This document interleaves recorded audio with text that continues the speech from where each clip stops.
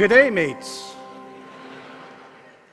I'm really pleased to see earlier this morning that Sam Harris changed the topic of his talk from his title, because I've done the same thing. I'm sorry, that title you saw briefly up there has absolutely nothing to do with what I'm going to talk about. You see, I was working on this talk a couple weeks ago, and something remarkable happened. It evolved. Who knew? And you know, it's because I have to say this, I am a complex individual. I am capable of a range of different ideas. Some days my militancy knob is turned to 10, and other days 11. So I just felt like doing something different. So what I'm actually going to talk about today is my grand plans for an assault on heaven and the killing of God.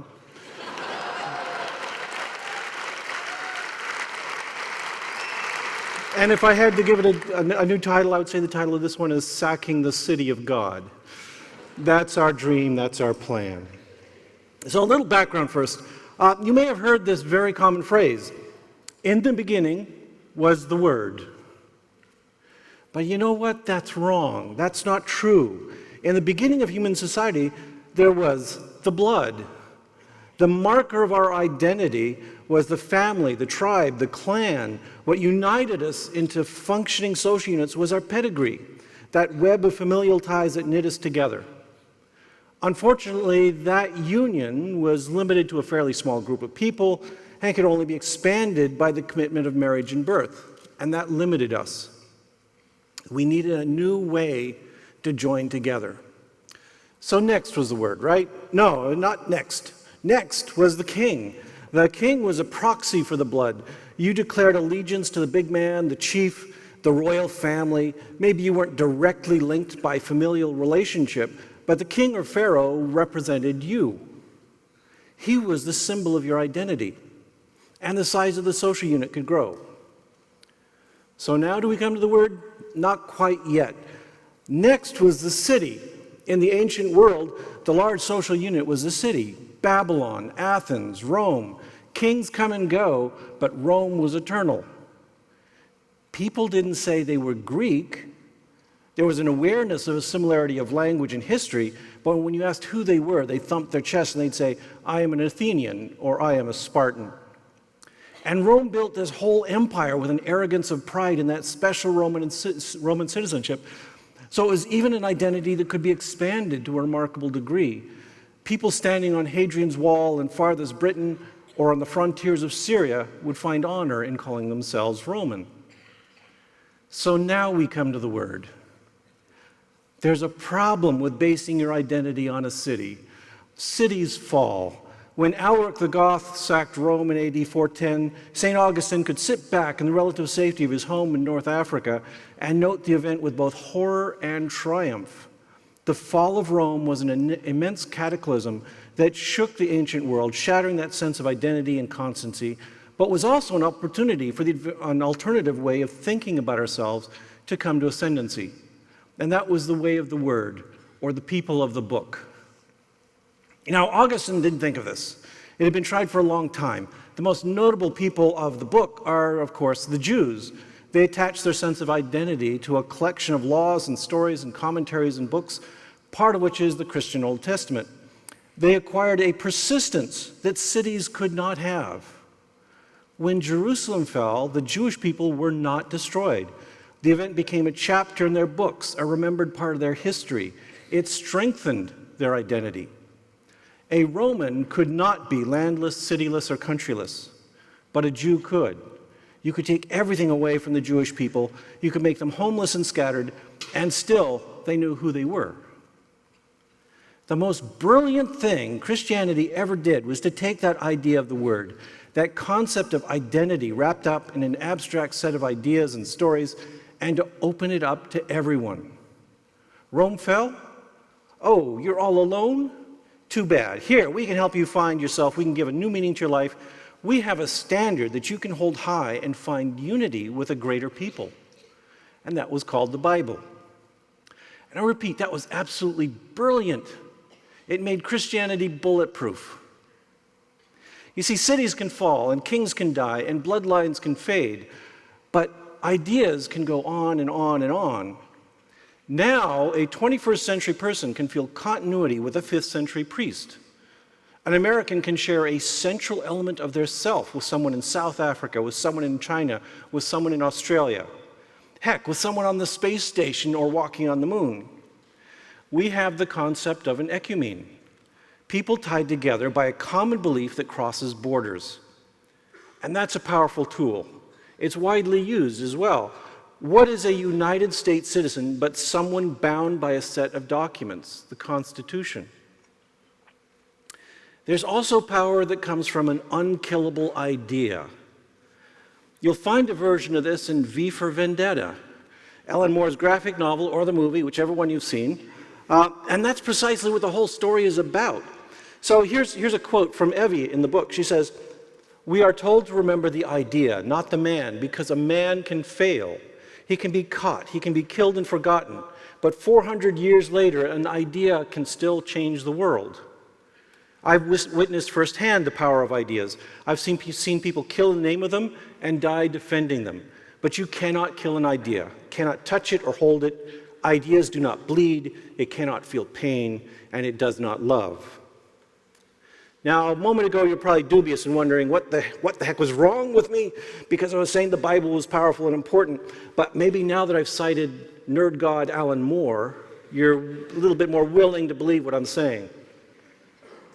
You can kill a man, you can sack a city, but Alan Moore says you can't kill an idea. And ideas can change the world. Ideas can change the world, and that's something we want to do. Now, this is something atheists share in common with Christians. You'll get no argument from the believers in any religion that ideas can change the world. It's what they've been doing for thousands of years, usually for the worse. But I have to disagree with Alan Moore on one thing. You can kill an idea. This is also something that people of faith are fully aware of, perhaps in some cases unconsciously, perhaps not in an intellectual sense, but they know, and they are afraid. History is littered with dead ideas. Christians struggled hard to kill some of them, and succeeded in some cases, failed in others. They know it's hard, but they also know from experience that it can be done. Read the pronouncements of popes and archbishops, read the newspapers and web columns, look to the priests in their pulpits, and you'll see something utterly wonderful. They are reacting to the rise of the new atheists in the same way the Roman establishment reacted to the Visigoths appearing on the horizon. I can't blame them for being fearful. We are galloping towards the central ideas of their identity, and we aim to tear down their walls and replace their obsolete myths with something more vital, with change. And deep in their heart of hearts, they fear that a sequel to St. Augustine's City of God is in the works, and it's going to be written by a goddamned atheist.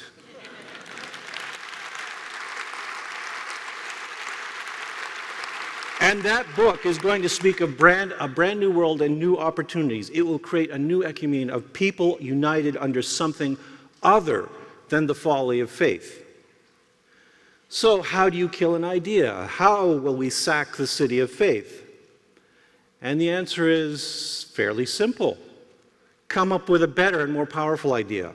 That's the only way we can win. Now, I am not so arrogant that I'd come in front of you all to tell you that I personally have come up with the grand idea that will be a religion killer. This isn't the kind of thing that pops into existence out of a single mind. It takes refinement over time, lots of smart people hammering on it, just like those holy books weren't magicked into existence in an instant. Fortunately, our idea has been incubating for a few centuries and has involved the greatest minds of our civilization. And that idea is called science. Science is our weapon. It's our God killer. It's the greatest tool humanity has ever invented. It's taken us from a hodgepodge of bickering near savages living in the mud and dying young of disease and childbirth and starvation and sword pokes into a hodgepodge of bickering near savages who sometimes walk on the moon, who sometimes cure diseases, who live twice as long as our predecessors, who can look deep into cells and far out to distant galaxies. It has given us great power to accomplish marvelous things or to screw up the whole planet. Science also has the power to transform our sense of identity. Some of us, many of us in this audience, are no longer people of the world, of the word, excuse me. We are no longer members of a special tribe bound together by the narratives and rules in quaint old books. We are instead the people of reality. We are united by common knowledge, by a sense of universality, and by our commitment to evidence. Personally, I find no sense of myself in the Judeo-Christian fairy tales I was brought up with. They are too narrow, too bigoted, and most importantly, too false.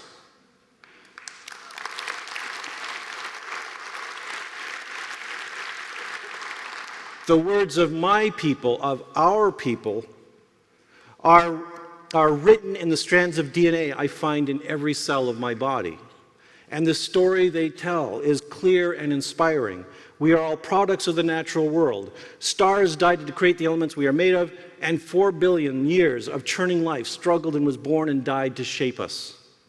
We are close kin to every single human being on the planet without exception. There is no tribe that is outside our family. And even deeper, we are related to every living thing on earth. You simply cannot get any more universal than the scientific story of life.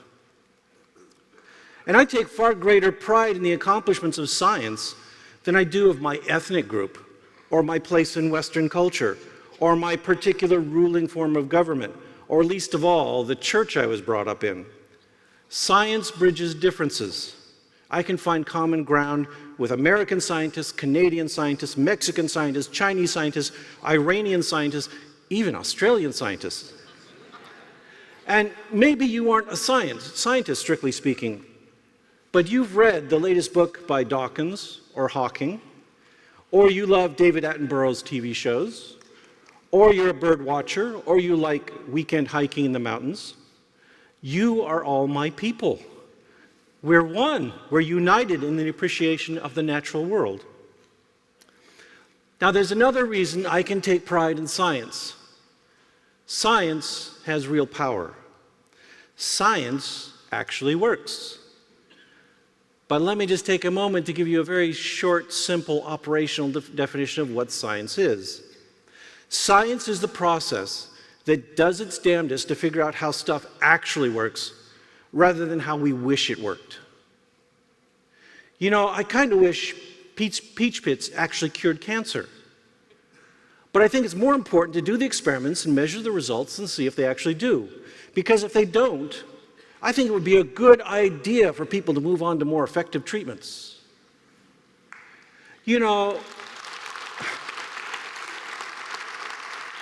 when I'm shopping for a used car, I kind of wish that really shiny sports car that I look so good in, and that the seller is dumping for cheap, also had a smoothly functioning engine and a sound transmission. So what I will do is I will test it. I will take it for a test ride, or I'll bring it to a mechanic for inspection. That's what rational people do. And my ancestors probably wish the shaman's magic talisman really did keep tigers away, but he probably trusted more in a fire and palisades and a spear close to hand. The ones who didn't aren't my ancestors.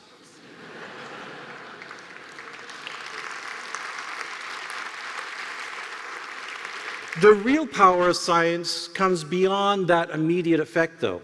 It turns out that if you're disciplined and careful, if you reject ideas based on superstition, revelation, and tradition, and actually require confirmable evidence for any suppositions about even the most mundane things, you find yourself on good, stable ground and are able to ask even deeper questions and get answers. And before you know it, you find yourself in possession of a strong chain of evidence that leads you to answers about the fundamental nature of the universe. And that's real power. Now, when theologians argue, they try to resolve differences by turning to murky sources remote from anything fundamental. They open their holy texts, they cite fellow theologians, they try to reinterpret words that have been reinterpreted many times before.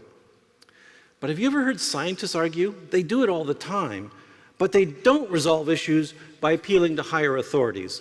They don't usually argue that because Richard Dawkins said it, that settles it. They don't argue that we need to parse Charles Darwin's words ever finer in order to finally arrive at the truth. No, they say instead, I'm going to go into the lab and do an experiment to test that proposition. Or they say, I'm going to build a new instrument to measure that and see who's right. Our only authority is reality, and that's what we test all of our inferences against. When you are studying the world, your source of information is the world. Now, I'll have more respect for theologians whose object of study is God when they actually start querying their subject directly. Okay, I'll be generous. I'll say they can start small. They can start with ghosts and angels, and they can work their way up to the big man in the sky. But, you know, it's just absurd that people who make so many assertions about the supernatural never seem to actually study supernatural sources of information. It's almost as if they don't exist.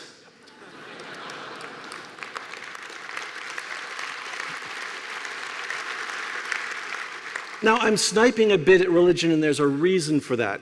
Science and religion are in opposition. Faith is the atheist's enemy.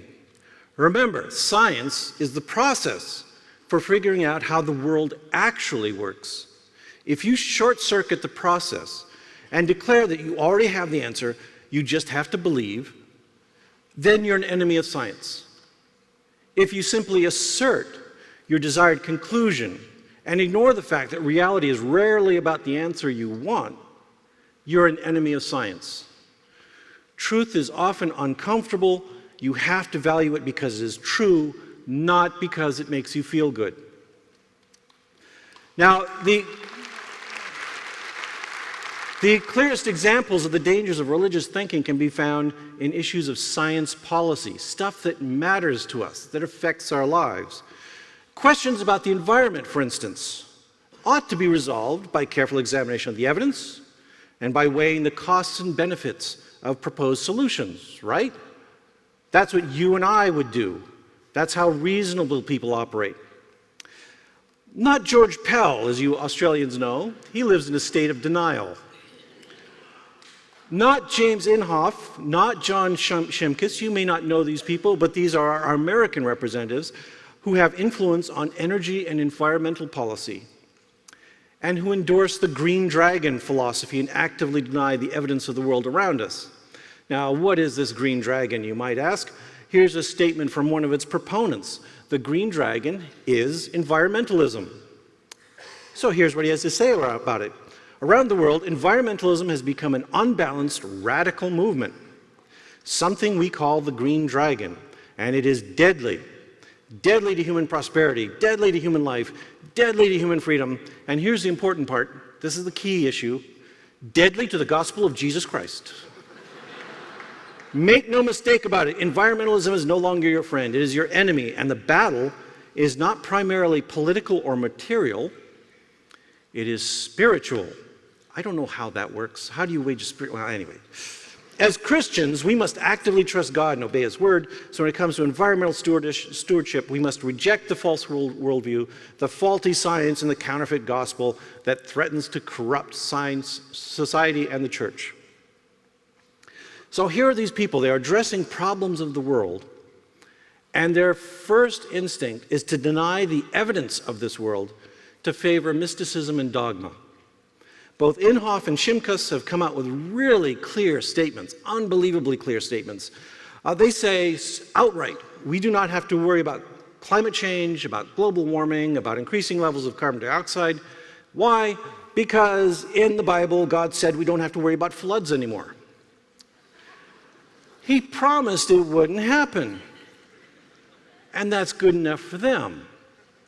And besides, and this is the kicker, God is also going to end the world soon, so it's out of our hands. Yes, did you know this? It is the end times. Would you believe that according to a recent Pew survey, 40% of Americans believe that Jesus is finally going to get around to fulfilling that promise he made 2,000 years ago of global death and judgment, and it's going to happen in our lifetimes. Aren't we lucky? And here's the really creepy thing. These affirmative respondents, they all think that, yes, we are lucky. Hooray for Armageddon and the apocalypse. Bring on famine, war, plague, and death. The demented ghouls of the end times are actually a significant political lobby in the United States. They're fighting to support Israel, no matter what. And it's not because people deserve autonomy and independence. It's because they have a prophecy in the book of Revelation that the Jewish state must be restored. And why must it be restored? In order that it be destroyed in a nuclear holocaust. That's got to be reassuring to all the Israeli people.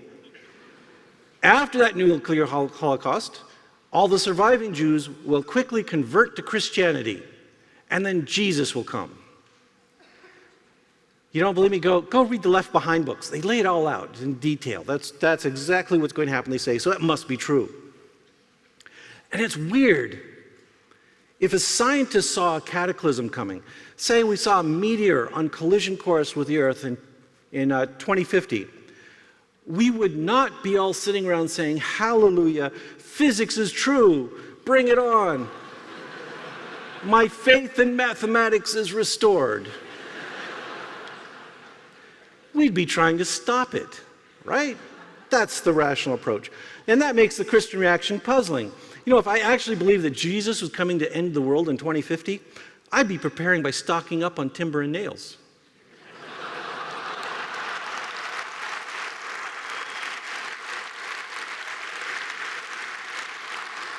Now, some of you might be saying, okay, you're picking on the extremists. This isn't fair. That maybe you are a liberal Christian. I don't know what you're doing here if you're a liberal Christian. Don't raise your hand, you'll be in big trouble. Maybe you're a liberal Christian, you'll say, I'm picking on the extremists. Although I gotta say, when we're talking about roughly half the United States being evolution-denying, drill baby drill, apocalypse-loving Christians, it's more accurate to say I'm describing a representative sample. But perhaps you are a moderate. You support good science. You support good education. And you support treating the environment appropriately. It's just that you love Jesus or Muhammad too. I've got some bad news for you. I don't like you. I'm sorry. I just don't. We can argue. Now, I will concede that you are doing much less direct harm, and I will thank you for your support of shared causes. And I'll also happily work alongside you in those causes. But I also think you are still doing indirect harm to foundational principles of a rational society. You believe in some outrageous bullshit. The Christian myths of a virgin giving birth to a God who dies are illogical lunacy. And the Christian doctrines of original sin and redemption through blood sacrifice by proxy are crippling psychopathological abominations.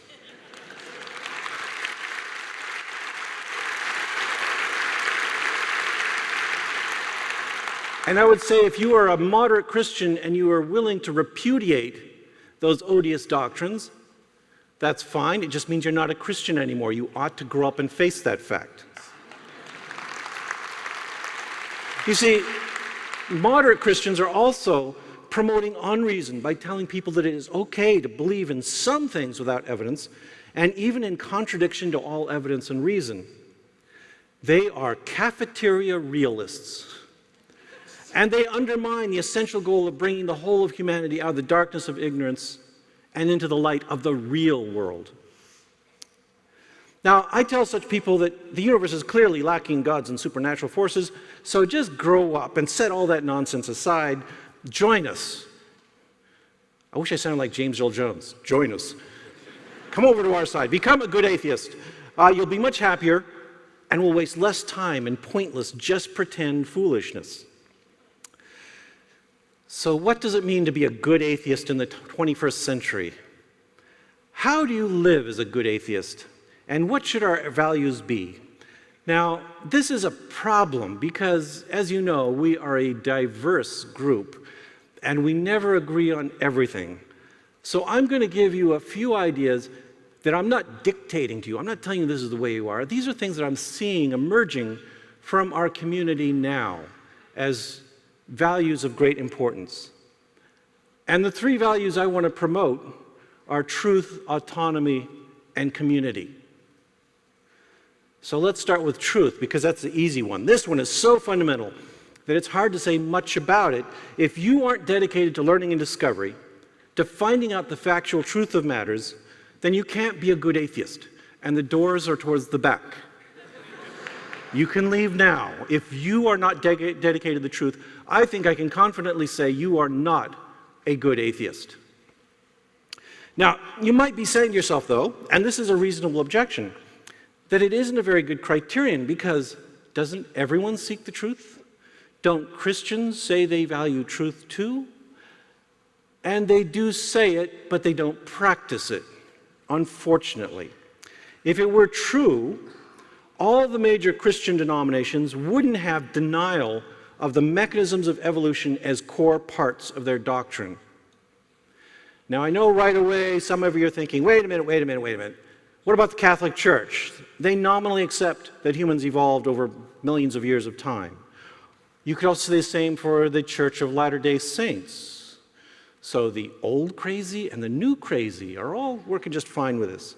And you can find many other denominations in between that seem to have no problem with the superficialities of evolution. They're willing to say things happened over time. But note that what I said they had problems with was the mechanisms of evolution. As scientists, that's what we care about, was the process. How did it happen? Not the details of the day-to-day changes that occurred, but how those changes occurred. And we have a battery of well-supported, unambiguously factual mechanisms driving evolutionary change. And none of them, not one, involves fairies, aliens, angels, or gods. But the only process of evolution endorsed by any of these religious institutions is one of God-guided, directed, teleological change, a mechanism completely unsupported by any evidence, in direct contradiction to known processes, and propped up only by an irrational need to make their holy dogma relevant to human origins. They are all intelligent design creationists, in other words, and they are all wrong. Now, I left my liberal Lutheran church when I was 13 years old, and I learned that I was expected to believe in a lot of false ideas to be a member. This has been a lifelong value for me. How much of the facts and data and evidence are you willing to compromise? My answer is, and has always been, zero. Okay, another one. So truth, I think, is so essential to our identity, we have to embrace this. We do not believe in delusions. We try our best to shake them off. But here's one that some of you might argue with, and that is this value of autonomy. You see, for many years, atheists have been in the minority. I've walked and talked with so many people who thought for so long that they were the only one, the only person in their community who saw through the god-awful babble of the church. Of course, now that we have the internet, those same people are discovering that they are part of a global movement. What that means, though, is that many atheists, and I'm looking at all of you out there, many atheists are nonconformists, boat rockers, weirdos, and outcasts. I knew I would get that response because we like it that way. You see, we are not sheep. We love people who stand up for themselves. We detest people who try to impose rules on us. That's why I have to be very careful to keep my description of values general and to be clear that I'm not imposing them on you, but describing what I see emerging as a consensus, because otherwise you guys will march up here and pillory me after this talk. And I know you guys, you're atheists, you're ruthless and pitiless. That's the way we are. But what it means is that we find common cause with the people who've also been oppressed by this racist, patriarchal culture we live in. People should be free to be who they are, and more, they should be free to stand up loud and proud and be that person with impunity. We will not live in a monoculture. We're going to find strength in diversity. I can think of no clearer example than a struggle that has riven the online atheist community for the last year or so, the effort to acknowledge the role of women in atheism.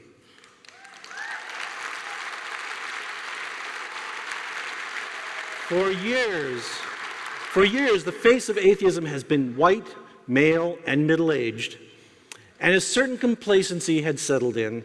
Women, by default, had their role as wives or organizers, and we'd adopted a casually masculine expectation that all of our intellectual leaders would look like, well, okay, like this. Atheist meetings, for a long time, looked an awful lot like meetings of the Mormon leadership. Now that's changing. We're telling people to come out, join us, be free of this straitjacket of convention. And what's happening is the discovery that women have even more reason to be pissed off at religion than men.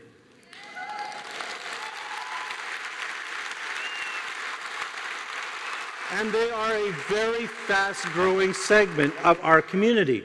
Some people resent that. I have experienced that quite a bit online as well. And I cannot and will not argue that being an atheist immediately makes you a rational person, or they'd all be feminists. But I can say for myself and the majority of atheists that we are all overjoyed. Our ranks are swelling with fierce, independent women who are changing us, making us stronger and louder, and standing up for their causes and making all of us fight for women's rights, reproductive freedom, and equality of opportunity. This is atheism too. If you are LGBT, if you want equality and social justice, you are atheism. If you're a member of a minority seeking recognition of your rights as a human being and respect in a society that you help shape, you are atheism too. In general, if you are a human being with real-world concerns, who wants to change the world, who wants to contribute in a unique way that encourages those diverse views, then you should be one of us.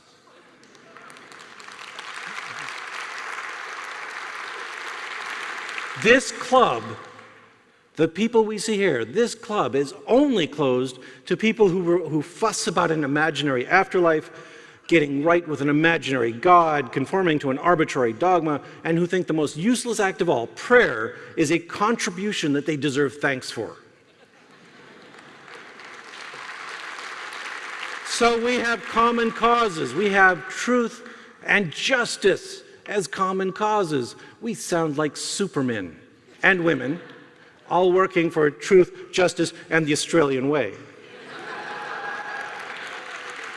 But what that makes us is it makes us part of a community. And community is that third really important value.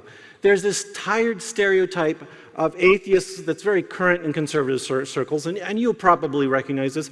We're all these cranky curmudgeons, we're grim nihilists and loners. And some of us are. But for most of us, it is not true. When you're a social pariah, as so many atheists have been, is it any wonder that some of us might be a little bit lonely and bitter? As my colleague on Free Thought Blogs, Greta Christina, has been arguing, we also have good reason to be angry with a discriminatory society that does stupid things in the name of the Lord. But atheism is blossoming. Atheists are coming out everywhere, speaking up on the internet and public spaces, gathering together in meetings and discovering that we are not alone. And yes, it is good. We like each other. We work together. We are happy together. Now, 3 weeks ago, we had a wonderful meeting in Washington, D.C., the Reason Rally. Who was there? It's a long ways away from you guys, I know. Okay. We still had 20,000 people show up on the mall in Washington, D.C. And they gathered in utterly miserable weather. It was cold. It was raining all day long. I walked around the crowds, though, and you know what? Everyone was smiling. It was weird. Nobody was complaining, except for there was a collection of cranky protesters out on the fringe, like Fred Phelps's Klan and things like that. They were very upset. But everyone in the atheist community was standing there with a big grin on their face. You know, I talked to some of the policemen who were monitoring the crowd. They were up there on horseback watching us, and they were smiling. It was such a good time. You know, if I were the Grinch that day, my heart would have grown 3 sizes. But I'm not a Grinch, so it's still tiny and shriveled. That's okay. Now, I was also privileged to be backstage with all the speakers and the celebrities and the leaders of atheist organizations, and they were all jubilant too. We were all standing there damp and soggy. I remember watching Tim Minchin doing his set. Yes, Tim Minchin, he's great. He's doing his set. He's barefoot as he always is. The stage is covered with water. It's soaking wet. And in among the water, there's all the cables snaking up to the speakers and amps for Bad Religion's set. You know, huge cables all over the place. And I was just thinking, you know, all we need is one short and the entire atheist movement could be decapitated today. But still, he had a grand time. We all had a grand time. Everyone had those big goofy smiles on their faces. And now this weekend, we meet 4,000 strong in Melbourne. And what an amazing crowd this is. How many of you are happy?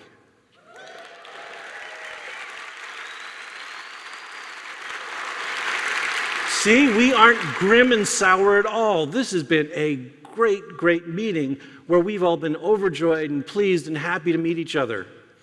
I've even had a hug-off here at the meeting. It was spectacular. Martin Pribble, I think he's still alive out there somewhere. Now, the thing is, this is not surprising.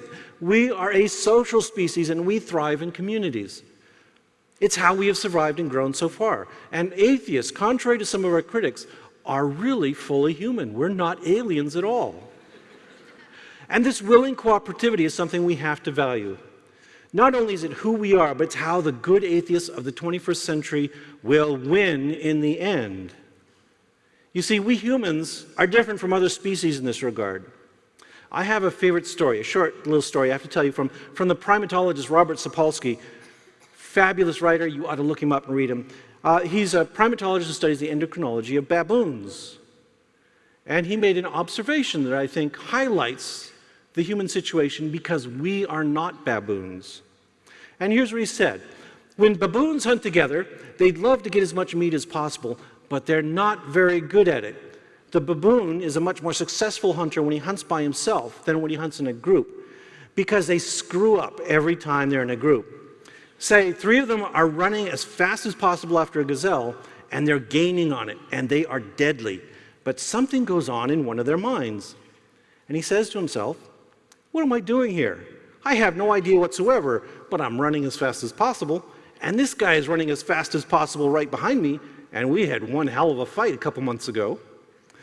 I don't know why we're running so fast right now, but I'd better just stop and slash him in the face before he gets to me.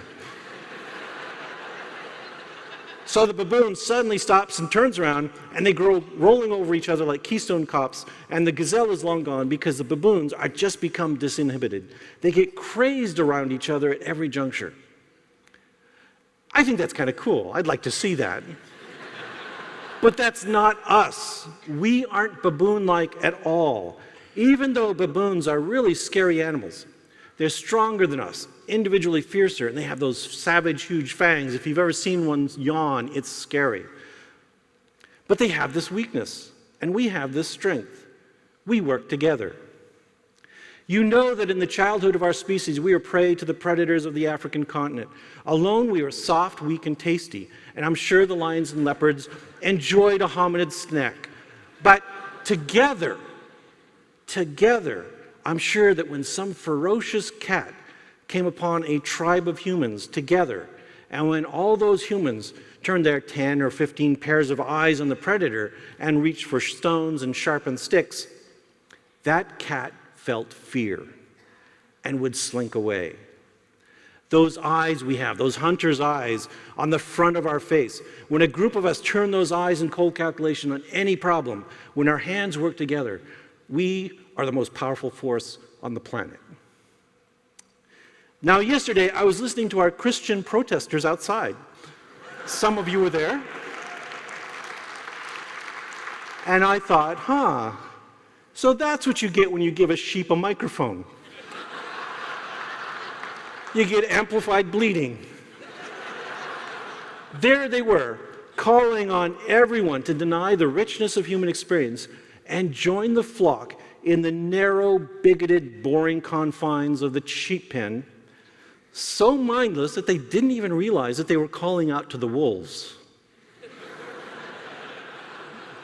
I have a different metaphor for us.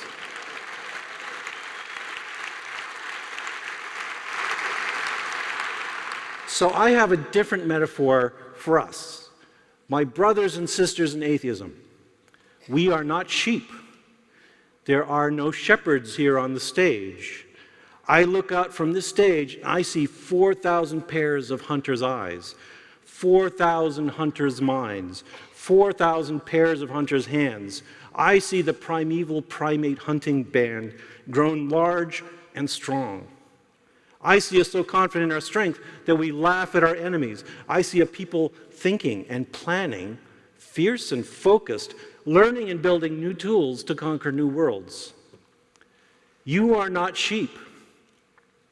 You are a fierce, coordinated hunting pack, men and women working together, and those other bastards have cause to fear us. So let's do it.